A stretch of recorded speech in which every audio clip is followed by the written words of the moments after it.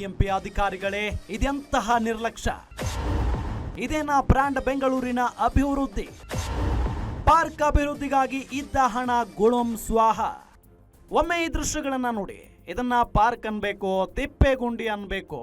ಇದು ಯಾವುದೋ ಕುಗ್ರಾಮದಲ್ಲಿ ಇರುವ ಪಾರ್ಕ್ ಅಲ್ಲ. ಹೆಮ್ಮೆಯ ಸಿಲಿಕಾನ್ ಸಿಟಿಯ ಮಧ್ಯಭಾಗ ಅಂದ್ರೆ ವಿಜಯನಗರ ಕ್ಷೇತ್ರದ ಮಾರುತಿ ಮಂದಿರ ವಾರ್ಡ್ ಪಾರ್ಕ್ನ ಅಧ್ವಾನದ ಸ್ಥಿತಿ ಇದು. ಕಳೆದ 6 ತಿಂಗಳಿಂದ ಬಿಬಿಎಂಪಿ ಸ್ಥಳೀಯ ಎಂಜಿನಿಯರ್ಗಳ ನಿರ್ಲಕ್ಷ್ಯ, ನಿರ್ವಹಣೆ ಇಲ್ಲದೆ ಪಾರ್ಕ್ ಇದೀಗ ಬಾರ್ ಆಗಿ ಬದಲಾಗಿದೆ.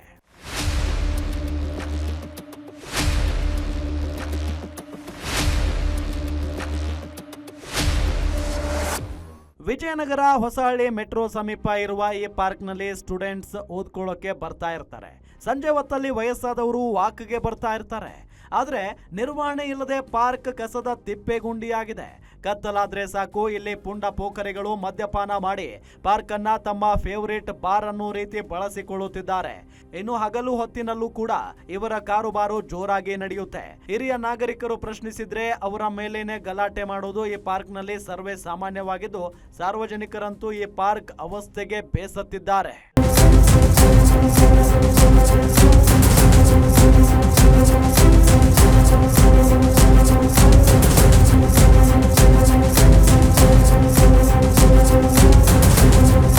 ಇನ್ನು ಪಾರ್ಕ್ನ ಅಭಿವೃದ್ಧಿಗೆ ಕೋಟಿ ಕೋಟಿ ಮೀಸಲಿಡಲಾಗಿದೆ. ಆದ್ರೆ ಇಲ್ಲಿನ ಆಟದ ಸಾಮಗ್ರಿಗಳನ್ನ ಪಾಲಿಕೆ ರಿಪೇರಿ ಮಾಡುವ ಜಂಜಾಟಕ್ಕೆ ಹೋಗಿಲ್ಲ. ಮಕ್ಕಳಿಗಾಗಿ ನಿರ್ಮಾಣವಾಗಿದ್ದ ಪಾಲಿಕೆ ಪಾರ್ಕ್ ಪಾಳು ಬಿದ್ದು ಹೋಗಿದೆ. ಇನ್ನು 24 ಗಂಟೆಯೂ ಪಾರ್ಕ್ನ ಬಾಗಿಲುಗಳು ಓಪನ್ ಇರೋ ಪಾರ್ಕ್ಗೆ 1 ವರ್ಷದ ಹಿಂದೆಯಷ್ಟೇ ಕ್ವಾಲಿಟಿ ಟೈಲ್ಸ್, ಸ್ಟೋನ್ ಚೇರ್ಗಳನ್ನ ಹಾಕಿ ಪಾರ್ಕ್ ಅಭಿವೃದ್ಧಿಗೆ ಲಕ್ಷಾಂತರ ರೂಪಾಯಿಗಳನ್ನ ಖರ್ಚು ಮಾಡಿದ್ರು ಪಾಲಿಕೆಯ ಸ್ಥಳೀಯ ಎಂಜಿನಿಯರ್ಗಳು.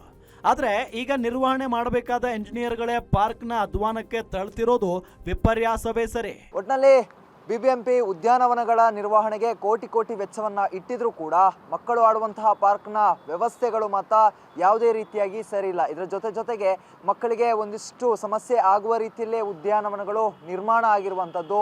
ಮಕ್ಕಳಿಗೆ ಇದರಿಂದ ಅನೇಕ ರೀತಿಯಾದಂತಹ ಸಮಸ್ಯೆಗಳು ಕೂಡ ಎದುರಾಗ್ತಾ ಇರುವಂಥದ್ದು. ಪ್ರಮುಖವಾಗಿ ಕಳೆದ ವರ್ಷ ಉದ್ಯಾನವನದ ಗೇಟ್ ಬಿದ್ದು ಒಂದು ಮಗು ಸಾವನ್ನಪ್ಪಿದ್ರು ಕೂಡ ಪಾಲಿಕೆ ವಿಜಯನಗರ ಉದ್ಯಾನವನದ ಬಗ್ಗೆ ಯಾವುದೇ ರೀತಿಯಾದಂತಹ ಗಮನ ಹರಿಸ್ತಾ ಇಲ್ಲ. ವಸ್ತುಗಳೆಲ್ಲ ತುಕ್ಕು ಹಿಡಿದಿರುವಂತ. ಒಟ್ನಲ್ಲಿ ಪಾರ್ಕ್ನ ಸ್ಥಿತಿ ಈಗ ಅಧ್ವಾನ ಆಗಿರೋದಂತೂ ನಿಜ.